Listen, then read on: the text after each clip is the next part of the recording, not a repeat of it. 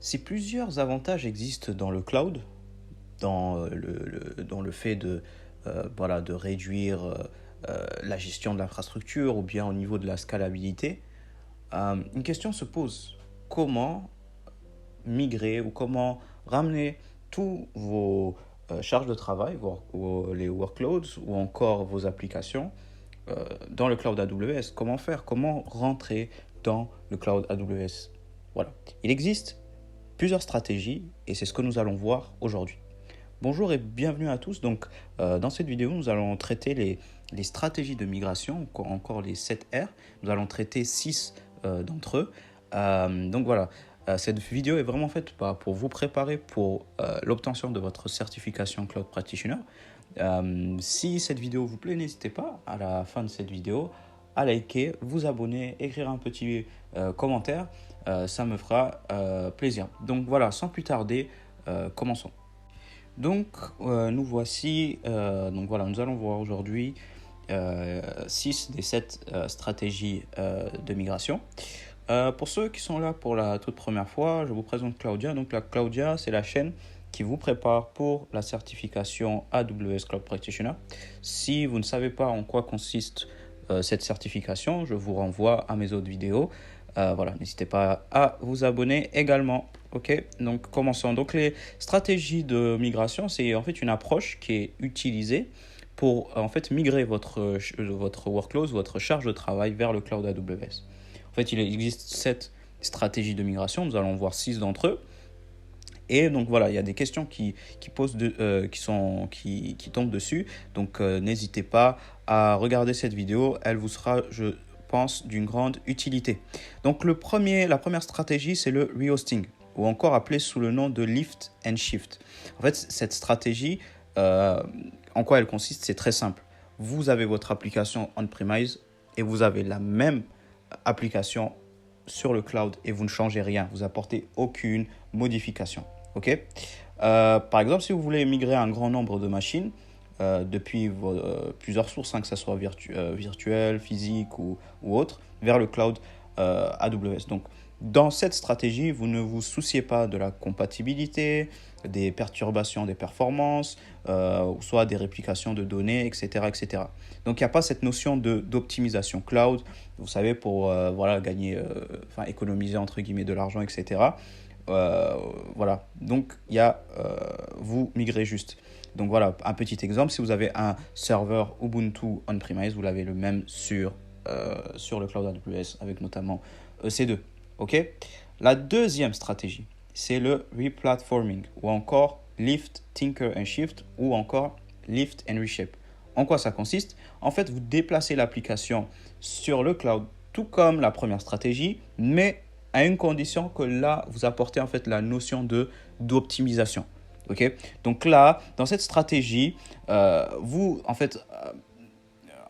permet de ramener votre ancienne application sans en fait compromettre au niveau de la sécurité ou encore de la conformité. Donc là, vous êtes vraiment sûr de ce qui se passe sur votre cloud AWS. Vous avez en fait le contrôle sur l'architecture, peut-être pas l'architecture, mais en termes de en termes techniques. Donc voilà.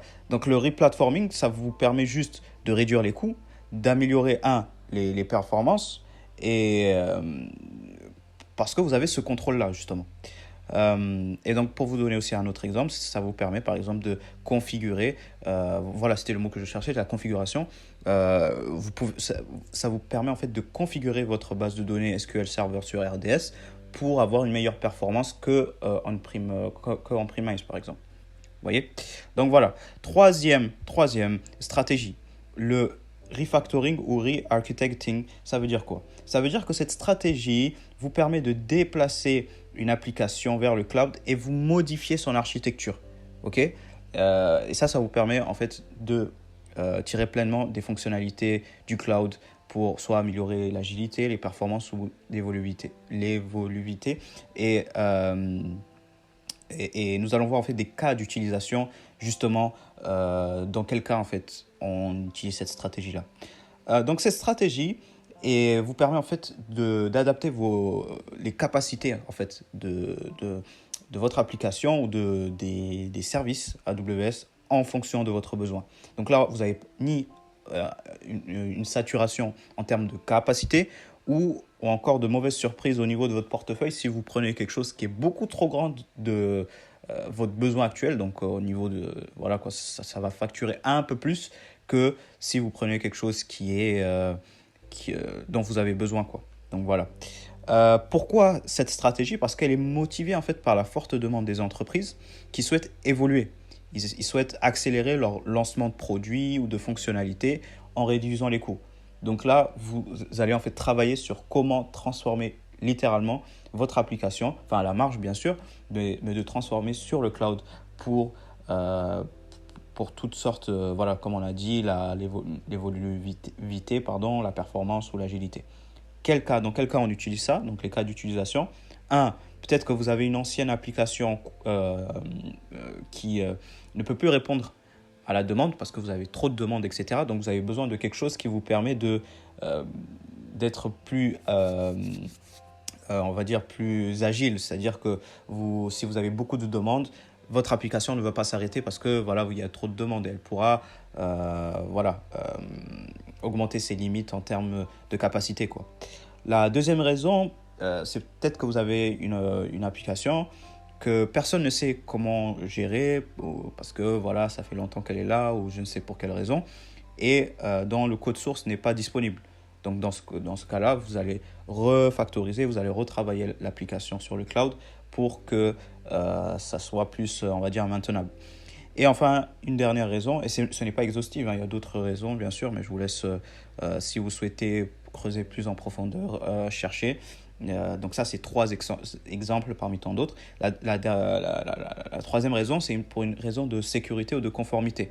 En fait, lorsque vous déplacez une base de données vers le cloud, peut-être que vous avez, par exemple, des tables sur des patients. Par exemple, si vous travaillez dans un hôpital, vous avez des données sur les patients, vous savez leur nom, leur prénom, l'âge, où ils habitent, etc.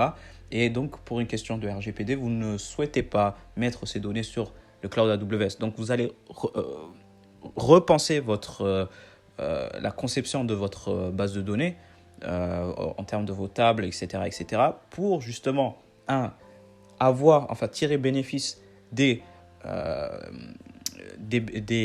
avantages sur le cloud tout en vous protégeant au niveau de la conformité légale et en termes aussi de sécurité. Voilà. Donc voilà. Ensuite, nous allons voir le repurchase ou encore le drop and shop. Alors, en quoi que ça consiste? C'est très simple.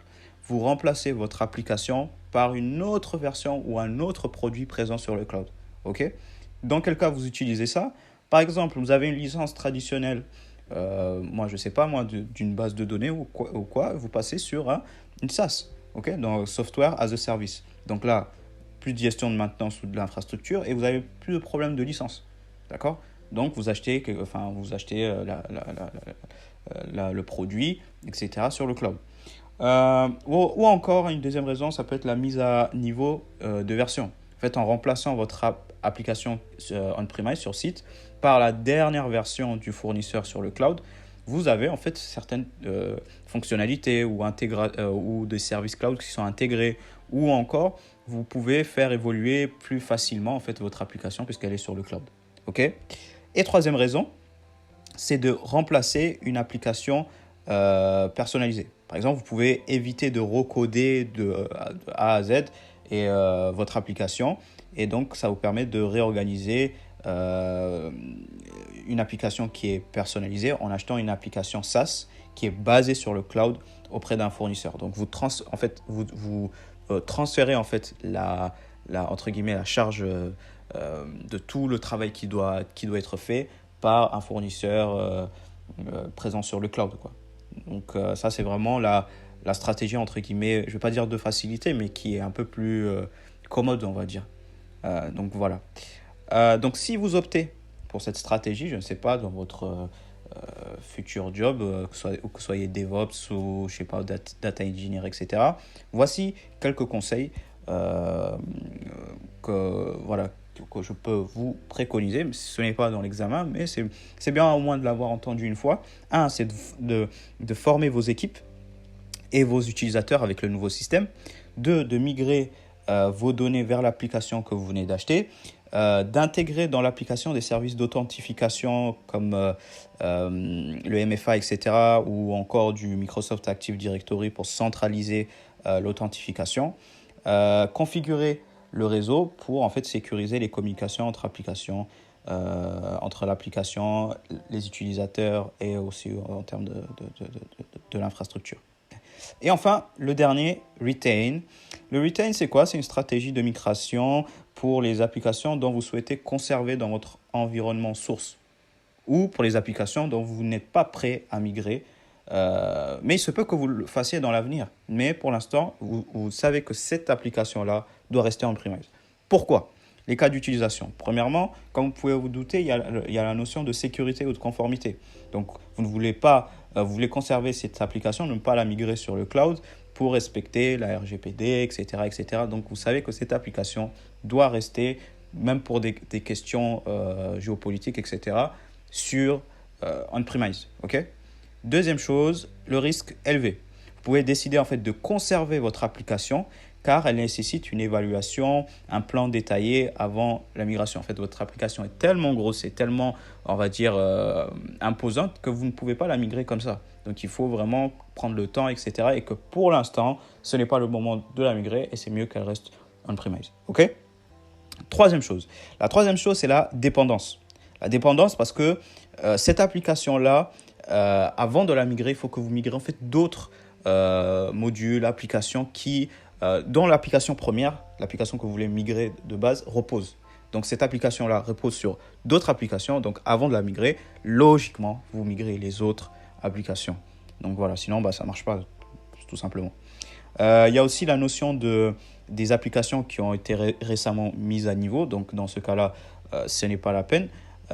Donc peut-être pour la prochaine mise à jour, peut-être que là, oui, il faudra peut-être repenser dans une mise à jour. Parce que pour faire cette mise à jour-là, vous avez appelé des ingénieurs, vous avez appelé des développeurs, etc. Donc, ce n'est pas une fois que ça a été fait que vous allez migrer. Vous savez, parce que c'est une perte d'argent et d'investissement aussi. Ou soit parce qu'il n'y a aucune valeur aussi. Un autre point, c'est qu'il n'y a aucune valeur commerciale à migrer. Si votre application sur le cloud, sur on-premise est déjà efficace, performante et tout, vous n'avez aucun intérêt à le mettre sur le cloud. Donc là aussi, il y a un travail de savoir quelle est la plus-value que vous allez avoir en migrant. Donc ça, c'est des questions aussi que vous pouvez vous poser lorsque vous voulez migrer en fait une application sur le cloud. Aussi d'autres cas comme le plan de migration vers le logiciel, je ne vais pas m'attarder dessus, vous pouvez mettre sur pause et lire. La dépendance physique non résolue, là aussi c'est une question aussi oui, si vous avez par exemple un matériel qui est spécialisé, je pense notamment peut-être si vous avez un serveur qui est très poussé techniquement, vous avez peut-être certaines, notamment maintenant avec l'IA, avec certaines puces ou quoi, et vous avez ça sur on-premise et que le cloud n'a pas, donc logiquement voilà, ça n'a aucun intérêt de le mettre sur le cloud quoi. Et oui, enfin la performance, et là encore c'est logique, si vous avez une meilleure performance on-premise, il n'y a aucun intérêt à le mettre sur le cloud parce que vous allez en fait diminuer la qualité de votre produit quoi. Donc si le fait de le mettre sur le cloud doit avoir aussi un intérêt, que ça soit pour l'argent, la performance, il doit y avoir un intérêt. Si vous baissez votre facture, mais aussi au niveau de la performance, elle diminue. Donc, il y a aussi une jauge à avoir. Et parfois, si la performance est trop basse, il faut mieux garder on-premise comme c'est. Donc, voilà. Nous avons vu donc les 6. Ah, il en manque un dernier, excusez-moi. Et il y a le dernier qui est de Retire, pardon, j'avais oublié. Donc, la stratégie de migration. Oui, c'est lorsque en fait vous souhaitez archiver, éteindre, mettre fin à votre application. Donc ça, clairement, ça veut dire quoi? C'est que soit votre application n'a aucun intérêt commercial, elle perd de l'argent, elle sert à rien, on l'éteint. Si vous avez souhaité éliminer les coûts de maintenance, d'hébergement de votre application, ça aussi, voilà. Si vous souhaitez aussi réduire les risques en termes de sécurité, notamment si votre application elle est sur certains systèmes certains systèmes d'exploitation, etc. etc. Et enfin, si vous souhaitez aussi peut-être retirer certaines applications en fonction des performances. Et je pensais notamment aux applications zombies ou inactives. Vous savez, c'est ces applications-là dont on ne sait pas où elles sont, qu'est-ce qu'elles font, etc., mais qui tournent. Mais au final, en termes de performance ou de trucs, elles ne servent à rien, quoi. Donc si voilà, il n'y a aucune utilité à ces applications, autant les éteindre, quoi. Et voilà, le dernier, c'est qu'il n'y a aucune connexion entrante, ça a été établi vers l'application, etc. Donc, entre guillemets, si elle n'est pas utilisée, donc peut-être penser à retirer archiver l'application. Donc, voilà, donc nous avons vu les six stratégies de migration. Voilà, je vous invite à peut-être revoir la vidéo. J'ai été un peu rapide là, j'ai essayé de faire le plus rapide possible. Donc voilà, j'espère que ça vous aura plu. Si c'est le cas, encore une fois, n'hésitez pas à liker, abonnez-vous. Et on se retrouve à très bientôt pour une nouvelle vidéo. Donc voilà, je vous dis ciao.